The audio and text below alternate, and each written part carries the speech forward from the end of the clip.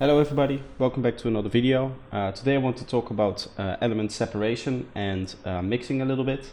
I have a quick project lined up with an intro that we are going to mix from scratch.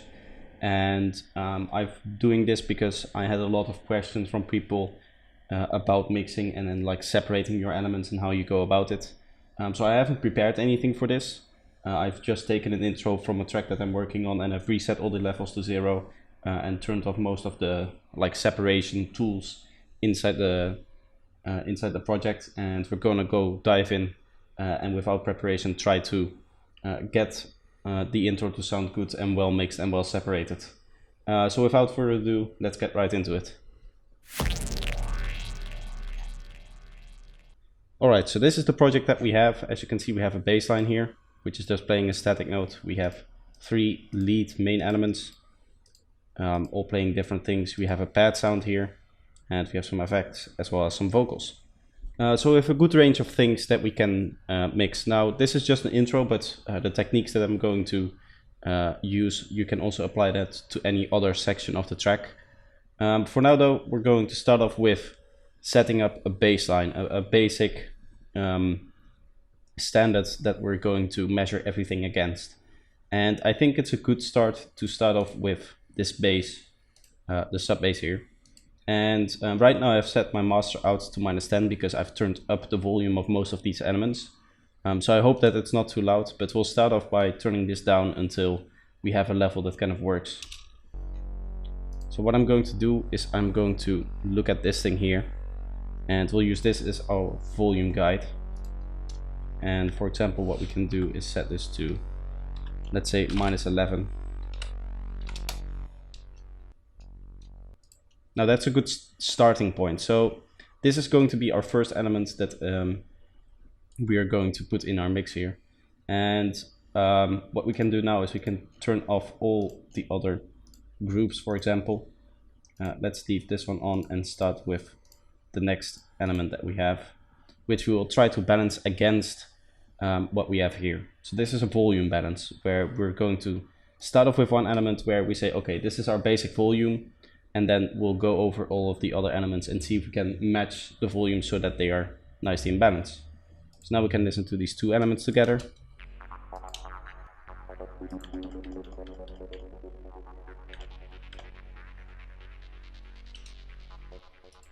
Now this is also a moment where we can set this volume back up.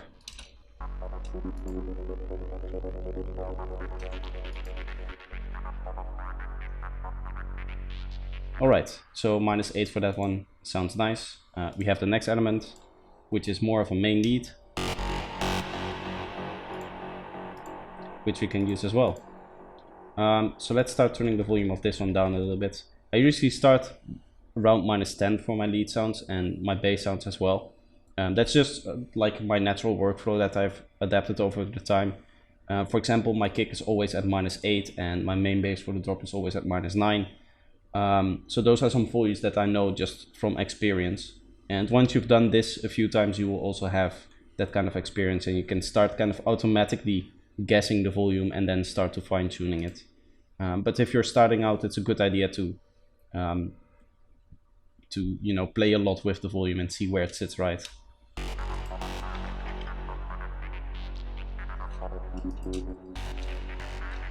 Gonna go a bit louder here. I want this sound to be in front of our sequence here, and right now we're achieving that at -11, so that's okay. Next element is going to be this one. We'll enable this one as well, and we'll start playing with this. So this is an ARP that's sitting in there as well. Now the problem here is that it opens up, so right here you're not going to hear it if we turn the volume all the way down. So that, for example, here it sounds nice, here you can hear it, but you won't be able to hear it here, or not as loud, right? So it changes in volume, so that's something you need to keep in mind. Maybe you want to do a little volume automation to compensate for that, but right now we're just going to use that change in volume to have it fade in. So we'll mix it so that it sits nice in the mix here, kind of like a background element, and you won't be able to hear it here, but it will slowly come in over time, and we're using that volume difference to maybe make some space for all the elements here or whatever we want.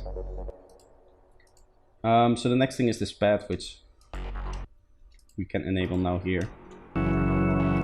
It's a nice cool organ pad, and again we'll just turn the volume down until it sits nicely.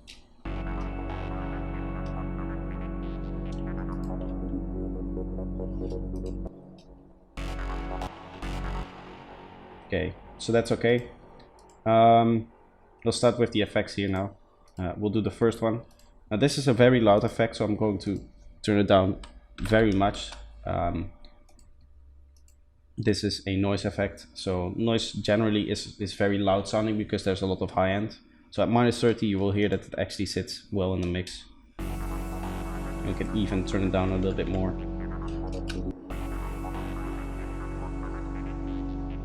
-35 sounds okay. So I'm going through these rather quickly because we're going to go to a second stage where we're going to dive more in the individual effects of the tracks. Maybe EQ some stuff and separate it that way, or maybe with some stereo. I've talked about the three main ways of separating elements, and that are level. Having a big difference in the level obviously sets one element in front of the other element. You can also use stereo separation, where because an element has more stereo information, it becomes a little bit more in the background. And you can also do it via the spectrum, so with EQing and smart EQing. And those are the steps that we're going to use as well. So this basic volume setup is a very basic idea to just get the volumes right as a starting point. But we'll go into the volumes a little bit more once we've also used some of the other tricks as well. So we'll go with this next one. We'll just turn this down. This adds a little bit of extra mid-range there as well. And then we have this impact here as well.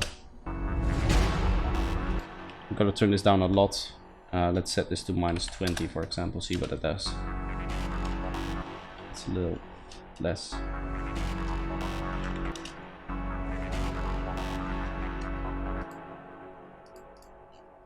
We have some vocals as well. We're going to turn on this one and listen to what's happening here.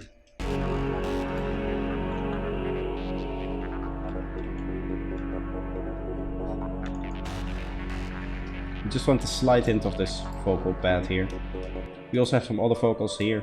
These are more like a main vocal, so we'll probably have them more in front of the mix. So let's set that at -10. Maybe even -6 here. And then the final vocal comes in here.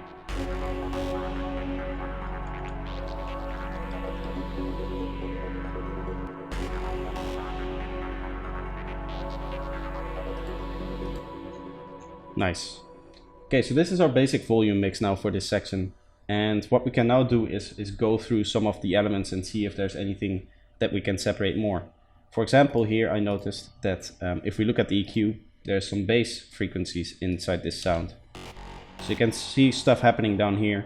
So what we can do is just filter that out. And that will make sure that it doesn't clash with the bass. But we also have some pad sounds and some of the heavier vocals in there, which take up a lot of that mid-range. So to balance that, what we're going to do is just roll it off like this.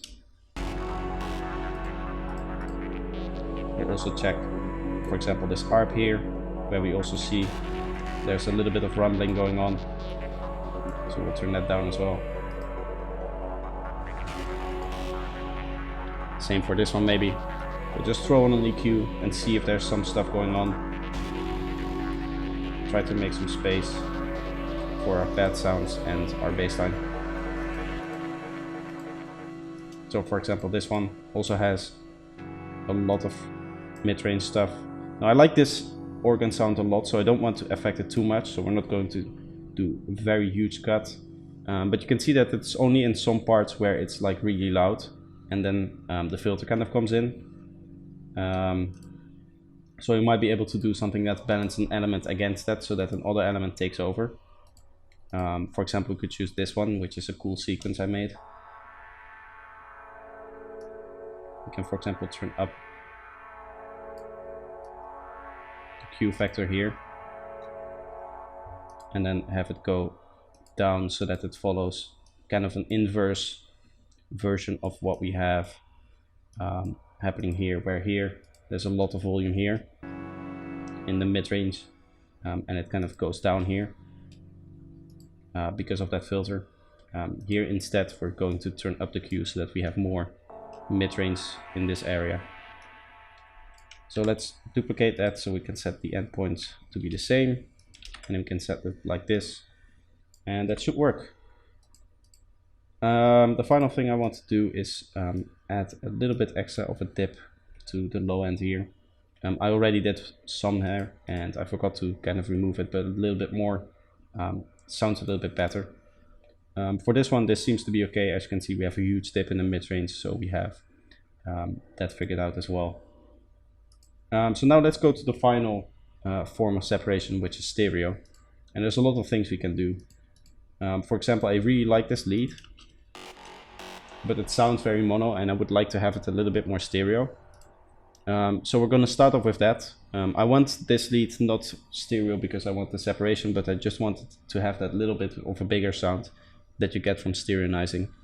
So I'll start off with the elements that I want to make stereo because it makes them bigger, and then once we have those figured out, we'll go to the elements that I actually want to push back in the mix with stereo sounds. So we'll start off with this. I'll throw on a stereo generator so that it turns the mono signal in a stereo one. I'll just give it a little bit of stereo width. Now the important part in stereo is having a multi-band processor that can really save a mix. And for example, what I like to do is I turn these lower two bands, so up until around 2K, down in width, and then the high bands go up. And then I have an overall amount as well, which I can use. This gets a really cool tone, and you can play with the individual bands to set how much width you want to take away from certain frequencies. So I'll just play with this a little bit. We can also give it a slight bit of excitement, which is like a saturator, which will also up the volume, so keep that in mind. But now this has the stereo information that I want, and we can move on to the next. For example, this ARP. This also sits very much in the mono, but because this is more of a background element, we're going to set this much wider in the stereo. So I'm going to use the stereo spread for this one. The reason why I have two different stereo plugins is this uses a comb filter algorithm, while this uses a noise algorithm. So this will generate a noise signal for the left channel and a noise signal for the right channel, and then by EQing it and mixing it in a way, you generate stereo because the noise signals are different, and that difference causes the stereo effect. Where here it uses comb filtering in the left and the right channel. It kind of depends on the tone that you want to go for. If you have a very noisy high end, then generally the stereo generator is better, or a noise-based approach is better. But a comb filter is kind of like a good all-round way to do it. Sometimes it can heavily change the tone. Like for example, I don't like it on bass lines. If you have a bass line that, for example, you want the mid-range to be a little bit more stereo, because that's something you often want for a little bit more of a futuristic kind of sound, then I don't like to use the stereo spread, because that can change the actual tone of your bass line and introduce that comb filtering in your bass line as well, because of the way it stereonizes things with the comb filter. So what I like to do with this one is just turn the bands up and down and see if we can find a spot that I like. Very high bands will be a very extreme stereo effect, where tuning it down is a little bit less. Obviously you can also work with the spread as well and the widening, but this is kind of to get a general idea, and what I look for is the circle here and see how wide it is, like on average, and then we'll go in with the actual stereo processor and again shape it up so that we get a stereo width that sounds a little bit better as well. So we'll turn it down a lot in the low mids and then also give it an overall boost. So that should be okay. We'll move on to the next one, which is this pad sound here. And it's basically the same deal. We're going to make it stereo with either the stereo spread or the noise generator. Again, for this one, I'm going to use the spread one. And I think this one will actually might even work like this. You can do a little bit of a dip here in our mid and lower ones. Let's just do it so we can see once it's opened up here.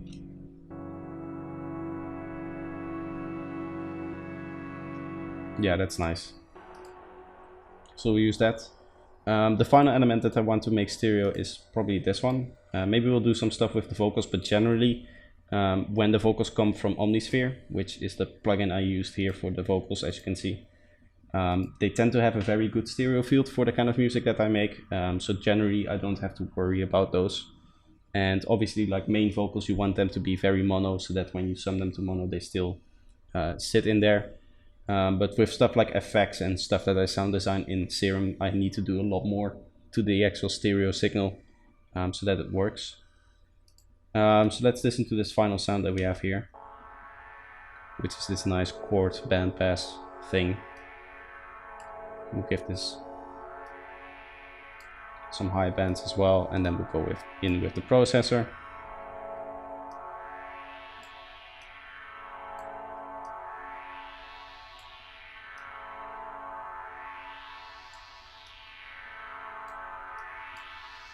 And do some excitement on the high end as well. That can really help, because that adds to the volume. That will also add to the stereo signal, because there's more volume in the very wide bands. So overall, now with our changes, it sounds like this.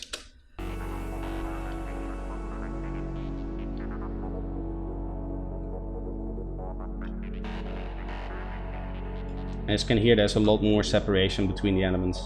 For example, the bass that was previously in this synth is no longer clashing with the sub bass that we have, and same for the pads and stuff like that. By the way we mix them, they each have their own space.